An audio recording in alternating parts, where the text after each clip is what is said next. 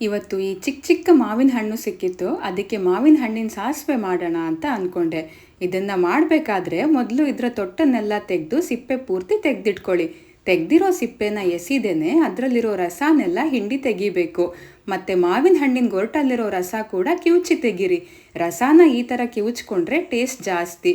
ಒಂದು 1/4 tea spoon ಆಗುವಷ್ಟು ಮೆಂತ್ಯನ ಕುಟ್ಟಿ ಈ ಥರ ಪುಡಿ ಮಾಡಿಟ್ಕೊಳ್ಳಿ. ಜೊತೆಗೆ ಸ್ವಲ್ಪ ಇಂಗುನು ಸೇರಿಸ್ಕೊಂಡು ಕುಟ್ಕೊಂಡಿಟ್ಕೊಳ್ಬೇಕು. ಆಮೇಲೆ ಒಂದು ಬಾಣಲೆಗೆ 2 ಟೇಬಲ್ ಸ್ಪೂನ್ ಆಗುವಷ್ಟು ತುಪ್ಪನ ಹಾಕ್ಕೋಬೇಕು.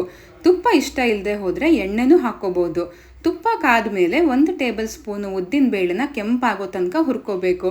ಇದು ಮಾವಿನ ಹಣ್ಣಿನ ಸಾಸಿವೆ ಆಗಿರೋದ್ರಿಂದ ಸಾಸಿವೆ ಸ್ವಲ್ಪ ಜಾಸ್ತಿನೇ ಹಾಕ್ಕೊಳ್ಳಿ. ಅದು ಸಿಡಿದ್ಮೇಲೆ 2-3 ಚೂರು ಒಣಮೆಣಸು ಮತ್ತು ಕರಿಬೇವು ಹಾಕಿ ಫ್ರೈ ಮಾಡಿಟ್ಕೊಳ್ಳಿ. ನಂತರ ಕಿವುಚಿಟ್ಟಿರೋ ಮಾವಿನ ಹಣ್ಣಿನ ರಸನ ಮತ್ತು ಗೊರಟನ್ನು ಹಾಕಿ ಒಂದು 5 ನಿಮಿಷ ಬೇಯಿಸ್ಕೋಬೇಕು. ರುಚಿಗೆ ತಕ್ಕಷ್ಟು ಉಪ್ಪು, ಸ್ವಲ್ಪ ಬೆಲ್ಲ ಮತ್ತು ಪುಡಿ ಮಾಡಿರೋ ಮೆಂತ್ಯ ಮತ್ತು ಇಂಗನ್ನು ಹಾಕಿ ಒಂದು 10 ನಿಮಿಷ ಕುದಿಸ್ಕೊಂಡ್ರೆ ಇದು ಬರೀ ಅನ್ನದ ಜೊತೆ ಮಾತ್ರ ಅಲ್ಲ, ದೋಸೆ ಮತ್ತು ಇಡ್ಲಿ ಜೊತೆಗೂ ತುಂಬಾ ರುಚಿಯಾಗಿರುತ್ತೆ. ಒಂದ್ಸಲ ಟ್ರೈ ಮಾಡಿ ನೋಡಿ.